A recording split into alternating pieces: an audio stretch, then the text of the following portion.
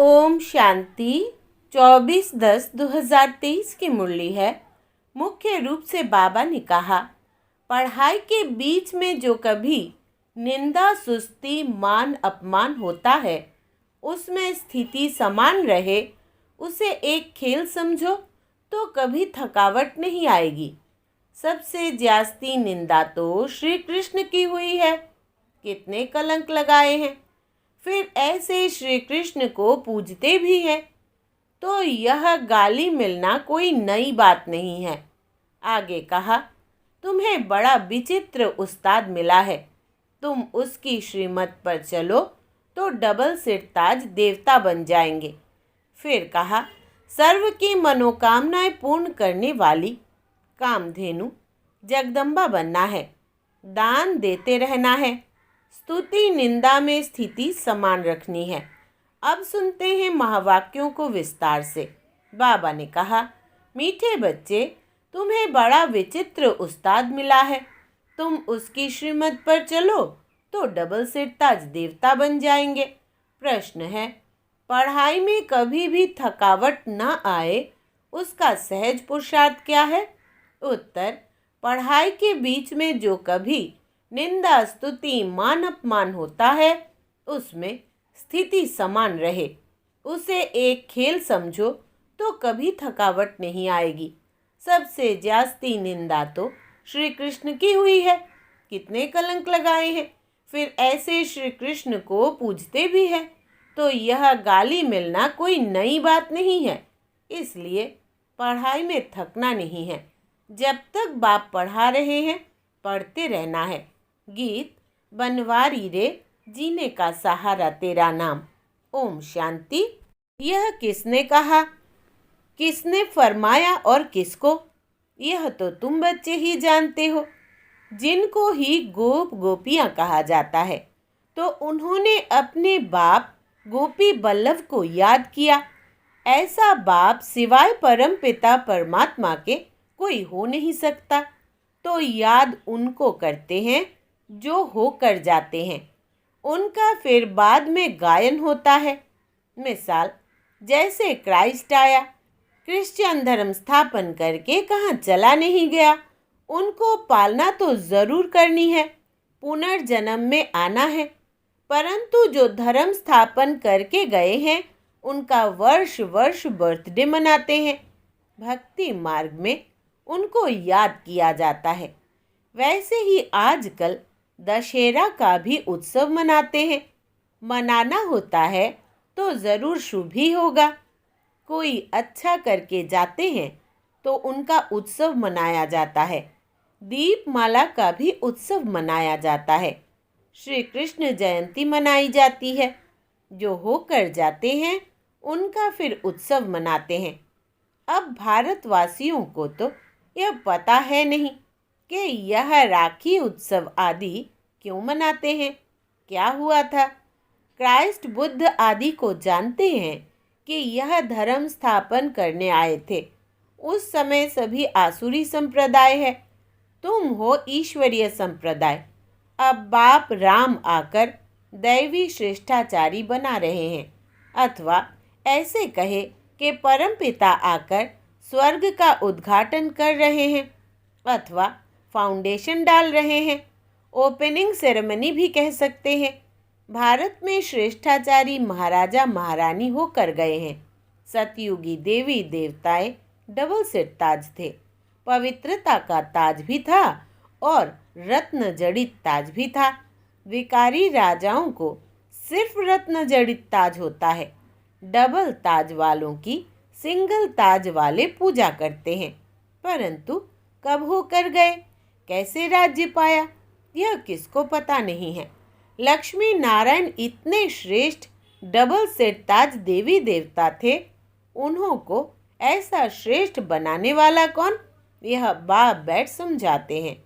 अभी दशहरा मनाते हैं, तुम जानते हो ज़रूर कुछ हुआ है जिस कारण दशहरा मनाते हैं। रावण को जलाते हैं, परंतु वो जलने की चीज़ है नहीं। अभी उनका राज्य पूरा होता है। जब तक राम राज्य स्थापन हो जाए, तब तक यह भ्रष्टाचारी राज्य चलना ही है। रावण राज्य खत्म हो राम राज्य स्थापन हुआ था। उसकी सेरेमनी मनाते रहते हैं, रावण को जलाते हैं। इससे सिद्ध करते हैं बरोबर भ्रष्टाचारी आसुरी राज्य है। भ्रष्टाचार की भी ग्रेड्स रहती है। भ्रष्टाचार द्वापर से शुरू होता है। पहले 2 कला भ्रष्टाचार रहता है, फिर 4 कला, फिर 8 कला, 10 कला, बढ़ते बढ़ते 16 कला भ्रष्टाचार हो गया है। अभी फिर 16 कला भ्रष्टाचार को बदलाए 16 कला श्रेष्ठाचारी बनाना एक बाप का ही काम है। बाप समझाते हैं, इस समय रावण राज्य है, राम राज्य श्रेष्ठ राज्य था, अभी वो भ्रष्ट बन गए हैं। श्रेष्ठाचारी भारत को स्वर्ग कहा जाता है, वही राज्य अब भ्रष्टाचारी हो गया है। अब बाप कहते हैं, मैं आया हूँ भ्रष्टाचारी राज्य को श्रेष्ठाचारी राज्य बनाने लिए। यादव कुल भी है, कौरव कुल भी है। यादव कुल में भी अनेक धर्म है। जो श्रेष्ठाचारी दैवी धर्म के थे वो धर्म भ्रष्ट कर्म भ्रष्ट बन पड़े हैं। फिर बाप श्रेष्ठ कर्म सिखलाते हैं। भक्ति मार्ग में उत्सव मनाते आए हैं। जरूर भगवान आया था, 5000 वर्ष की बात है। बाप ने आकर भ्रष्टाचारी को श्रेष्ठाचारी बनाया था। सारी दुनिया को श्रेष्ठाचारी बनाना बाप का ही काम है। फिर उनकी पालना करने लिए तुमको ऊपर से भेज देते हैं। तुमने जो दैवी धर्म की स्थापना की है उसकी फिर जाकर पालना करो। ऐसे कोई कहते नहीं, ऑटोमेटिकली यह ड्रामा अनुसार होता है। तुम श्रेष्ठाचारी बन जाएंगे, फिर सृष्टि भी सतो प्रधान श्रेष्ठाचारी बन जाएगी। अभी तो 5 तत्व भी तमो प्रधान है। कितनी उथल पुथल होती रहती है। मनुष्य कितने दुखी होते हैं, करोड़ों का नुकसान हो जाता है। सतयुग में यह कोई भी उपद्रव नहीं होते, उपद्रव होते हैं नरक में। उपद्रव भी पहले 2 कला वाले थे, अभी 16 कला वाले बन गए हैं। यह सब डिटेल में समझाने की बातें हैं और है बहुत सहज, परंतु समझते नहीं, ना समझा सकते हैं। तो यह रावण को जलाना द्वापर से शुरू होता है। ऐसे थोड़े ही कहेंगे 5000 वर्ष हुए। भक्ति मार्ग शुरू होता है तो यह उपद्रव भी शुरू होते हैं। अब फिर रावण राज्य का विनाश, राम राज्य की स्थापना कैसे होती है सो तुम जानते हो, मनुष्य नहीं जानते रावण क्या है। बाप कहते हैं, लंका तो कोई थी नहीं। सतयुग में लंका होती नहीं, बहुत थोड़े मनुष्य होते हैं। जमुना का कंठा है। अजमेर में बैकुंठ का मॉडल भी दिखाते हैं, परंतु समझते नहीं। सोने के महल आदि बनाने में वहाँ कोई देर नहीं लगती है। मशीनरी पर झट गलाकर टाइल्स बनाते हैं। तुम बच्चे जानते हो, यह जो साइंस है जिससे विनाश होता है वही फिर तुमको वहाँ काम में आएगी। अभी यह एरोप्लेन आदि बड़ी खुशी के लिए बनाते हैं, उनसे ही विनाश करेंगे। तो यह एरोप्लेन सुख के लिए भी है तो दुख के लिए भी है। अल्पकाल लिए सुख है, 100 वर्ष के अंदर यह सब चीज़ें निकली है, तो 100 वर्ष के अंदर इतना सब हुआ है। तो तुम विचार करो, जब विनाश होगा फिर नई दुनिया में कितने थोड़े समय में सब चीज़ें बन जाएंगी। वहाँ तो झट सोने के महल बन जाते हैं। भारत में सोने चांदी के कितने महल जड़ित से जड़े हुए बनते हैं। वहाँ दरबार बड़ी बनती है, राजे रजवाड़े आपस में मिलते होंगे। उसको पांडव सभा नहीं कहेंगे, उसको कहेंगे लक्ष्मी नारायण के राजधानी की सभा। प्रिंस प्रिंसेस सब आकर बैठते हैं। ब्रिटिश गवर्नमेंट थी तो प्रिंस प्रिंसेस महाराजाओं की बड़ी सभा लगती थी। सब राजाई ताज लगाकर बैठते थे। नेपाल में बाबा जाते थे तो वहाँ राणा फैमिली की सभा लगती थी। बड़े ताज वाले राणे बैठते थे, उनको महाराजा महारानी कहते हैं। फिर उनमें भी नंबरवार होते हैं। रानियां नहीं बैठती है, वो पर्दा नशीन होती है, बड़े भवके से बैठते हैं। हम कहते थे यह तो पांडव राज्य है, वो अपने को कहते भी सूर्यवंशी है। यहाँ थे परंतु सिंगल ताज वाले, उनसे पहले डबल सेट ताज थे। श्री कृष्ण के लिए अनेक बातें लिख दी है, फलानी को भगाया, यह किया, परंतु ऐसी बातें तो है नहीं। जो उत्सव पास्ट हो जाते हैं वो फिर मनाते आते हैं, यह भी उत्सव मनाते हैं। जबकि रावण राज्य को खलास कर राम राज्य की स्थापना की, यह तो वर्ष वर्ष मनाते हैं। तो सिद्ध होता है आसुरी रावण राज्य 5000 वर्ष पहले भी था। बाप आया था, आकर रावण राज्य का विनाश कराया था। वही महाभारत लड़ाई खड़ी है। बाकी रावण कोई चीज़ नहीं है। रावण की स्त्री मंदोदरी दिखाते हैं, उनको फिर 10 शीश नहीं दिखाते हैं। रावण को 10 शीश दिखाते हैं, विष्णु को 4 भुजा दिखाते हैं, 2 लक्ष्मी की, 2 नारायण की। वैसे रावण को 10 शीश दिखाते हैं, 5 विकार उनके, 5 विकार मंदोदरी के। विष्णु चतुर्भुज भी अर्थ सहित दिखाया है। पूजा भी महालक्ष्मी की करते हैं। महालक्ष्मी को कभी 2 भुजा वाला नहीं दिखाएंगे।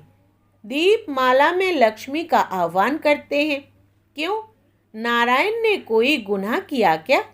लक्ष्मी को भी धन तो नारायण ही देता होगा ना, हाफ पार्टनर होगा।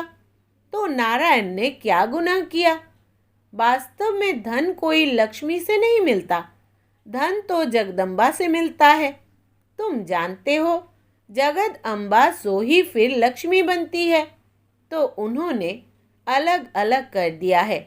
जगद अम्बा से हर चीज़ मांगते हैं। कोई भी दुख होगा, बच्चा मर जाएगा, तो जगदम्बा को कहेंगे रक्षा करो, बच्चा दो, यह बीमारी दूर करो। बहुत कामनाएं रखते हैं। लक्ष्मी के पास एक ही कामना रख कर जाते हैं, धन की, बस।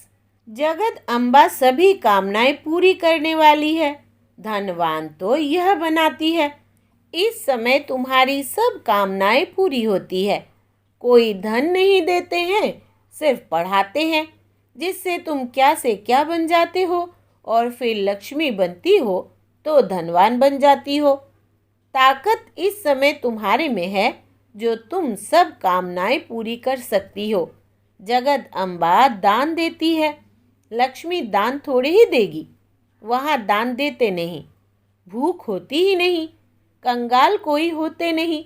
सतयुग में रावण होता नहीं, यहाँ रावण को जलाते हैं। दशहरे के बाद फिर दीपमाला मनाते हैं, खुशियाँ मनाते हैं, क्योंकि रावण राज्य विनाश हो, राम राज्य स्थापन होगा तो खुशियाँ होगी।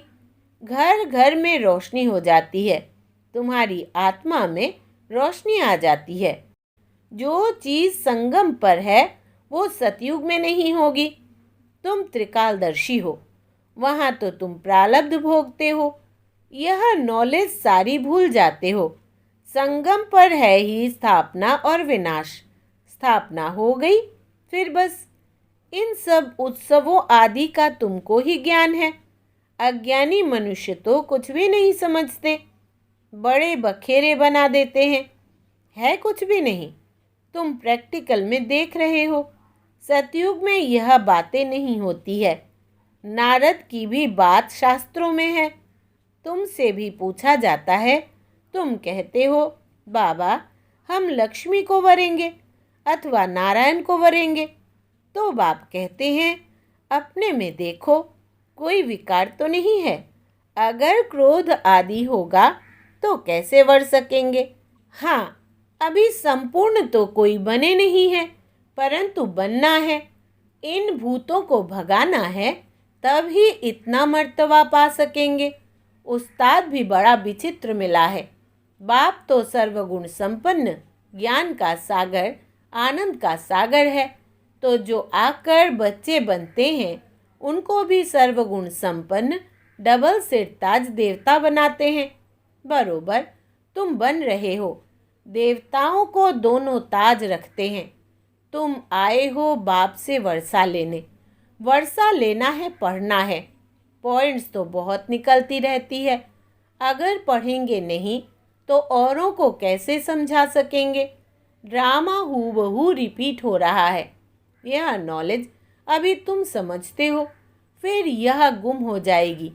यह जो लंका आदि दिखाते हैं वो भी है नहीं। रावण का जन्म कब हुआ?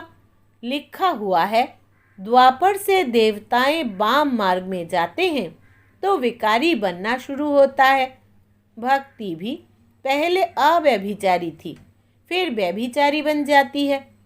अभी तो मनुष्य अपनी पूजा कराने लग पड़े हैं। बाप कहते हैं, मैं आता ही हूँ भ्रष्टाचारी दुनिया का विनाश और श्रेष्ठाचारी दुनिया की स्थापना करने।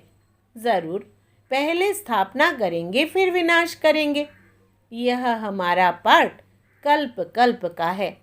भ्रष्टाचारी से श्रेष्ठाचारी बनाने में भी टाइम लगता है। जब तक बाप बैठ पढ़ा रहे हैं, पढ़ना है। कल्प पहले जिन्होंने जितना पढ़ा है वही पढ़ेंगे। बहुत बच्चे चलते चलते कहते, बस हम चल नहीं सकेंगे।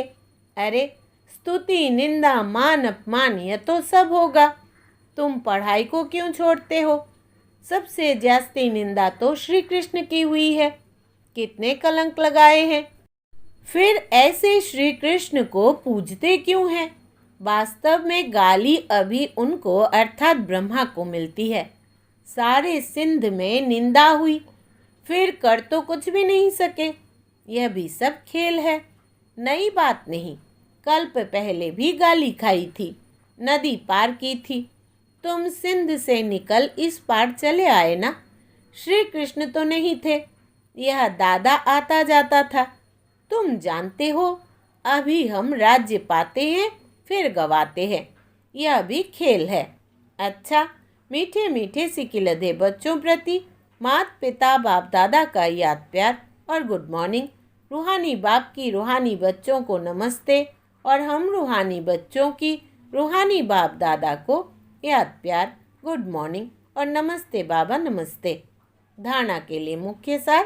पहला, सर्व की मनोकामनाएं पूर्ण करने वाली कामधेनु अर्थात जगदम्बा बनना है, दान देते रहना है।